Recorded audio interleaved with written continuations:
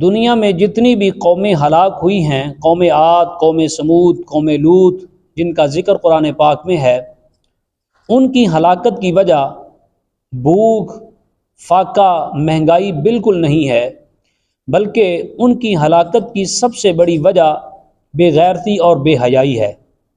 اسی بے غیرتی اور بے حیائی کی وجہ سے اللہ تعالیٰ نے ان پر عذاب نازل فرمایا اور وہ قومیں تباہ و برباد ہو گئیں، ہلاک ہو گئیں۔ 8 مارچ کو خواتین کے حقوق کے نام پر عورت مارچ آرگنائز کیا جاتا ہے پوری دنیا میں، اور پاکستان کے اندر بھی عورت مارچ نکالا جاتا ہے۔ آپ کے علم میں ہونا چاہیے اس عورت مارچ کو آرگنائز کرنے کے لیے اربوں ڈالر کی فنڈنگ ہوتی ہے۔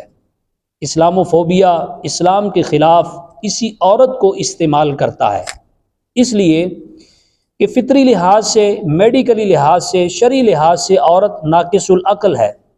یہ جلدی ٹریپ ہو جاتی ہے، شیطان کے جال میں جلدی پھنس جاتی ہے، ایموشنلی طور پر جلدی بلیک میل ہو جاتی ہے۔ اس لیے سوچے سمجھے منصوبے کے تحت اسی عورت کو اسلام اور پاکستان کے خلاف استعمال کیا جاتا ہے۔ ورنہ مجھے بتائیے کہ اگر یہ عورت مارچ عورتوں کے حقوق کی بحالی کے لیے نکلتا ہو تو ابھی تک عورتوں کے حق تعلیم میں بہتری آ چکی ہو، عورتوں کے حق وراثت میں بہتری آ چکی ہو۔ ایسا بالکل نہیں ہے۔ تو اس کا مطلب ہے یہ عورتوں کے حقوق کے لیے نہیں، بلکہ بے حیائی اور بے غیرتی کو فروغ دینے کے لیے نکالا جاتا ہے۔ عورتوں کے حقوق کی بات سب سے زیادہ سنجیدگی کے ساتھ اسلام کرتا ہے، اور پیغمبر اسلام نے سب سے زیادہ عورتوں کے حقوق پر بات کی ہے۔ اگر آپ قرآن مجید کے طالب علم ہیں تو قرآن مجید کو پڑھیے۔ سورہ النساء کے اندر اللہ پاک نے عورتوں کے مالی حقوق بیان کیے ہیں، جانی حقوق بیان کیے ہیں، معاشرتی حقوق بیان کیے ہیں، تعلیمی حقوق بیان کیے ہیں، تمام تر حقوق کا بیان کیا ہے۔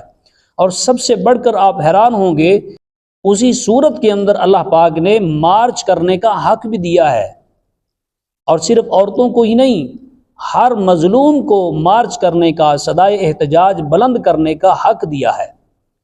آپ قرآن مجید میں سورہ النساء کے اندر پڑھیں، فرمایا لا يحب اللہ الجہر بالسوء من القول الا من ظلم۔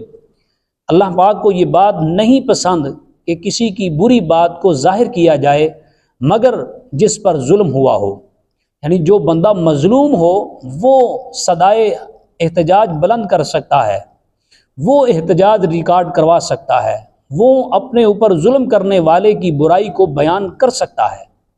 تو اللہ پاک نے جہاں حق دیا ہے وہاں یہ بھی کہا ہے کہ احتجاج کرو، لیکن اپنا حق ثابت تو کرو پہلے کہ واقعی تمہارے حقوق کی پامالی کی جاتی ہے، کیا تمہارے حقوق سلب کیے جاتے ہیں؟ تو ایسا تو بالکل نہیں ہے۔ اسلام نے تو عورت کو ایک تخت دیا ہے اور تخت پر بٹھایا ہے اس عورت کو، جو عورت اسلام کے دامن میں آ جاتی ہے۔ آپ دیکھیے عورت تخت پر بیٹھی ہے، جس طرح تخت کے 4 کونے ہوتے ہیں، آپ دیکھیے کہ اسلام نے اسی طرح مرد کو چاروں طرف عورت کا محافظ بنایا ہے۔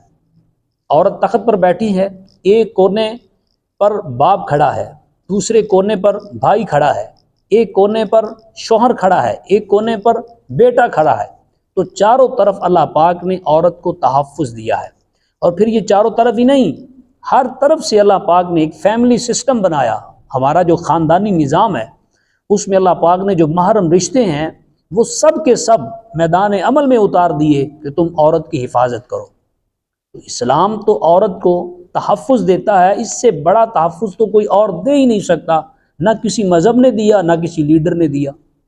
اب دیکھیے کہ جو مغربی ایجنڈا ہے اور جو یورپی ایجنڈا ہے وہ یہ ہے کہ عورت کو اس تخت سے کیسے اتارا جائے۔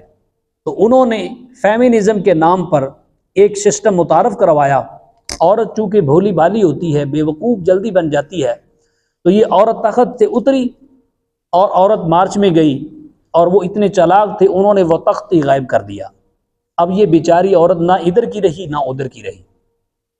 تو میرے بھائیوں پتہ چلا کہ یہ عورت مارچ عورتوں کے حقوق کے لیے نہیں بلکہ عورتوں کے حقوق پر ڈاکہ ڈالنے کے لیے ہے۔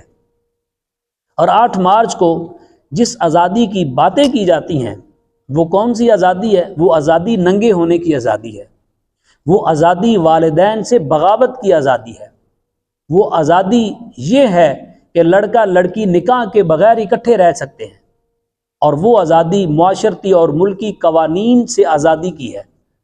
تو میرے بھائیوں، پتہ یہ چلا کہ یہ عورت مارچ اور یہ عورتوں کے حقوق کا جو عالمی دن ہے، یہ سوائے بے حیائی اور بے غیرتی کو فروغ دینے کے اور کچھ بھی نہیں ہے۔ اس کا بائیکاٹ کیجئے، اپنے ماحول میں، اپنے دوست احباب میں اس بات کو بیان کیجئے کہ بھائیو اس میں سراسر نقصان ہے اور اللہ پاک کے عذاب کو دعوت دینے والی بات ہے۔ اللہ تعالی ہم سب کو محفوظ رکھے اور ہمارے ملک پاکستان کو ایسی سازشوں سے اور اسلام کو ایسی سازشوں سے محفوظ و مامون رکھے۔ آمین۔ والسلام علیکم ورحمۃ اللہ۔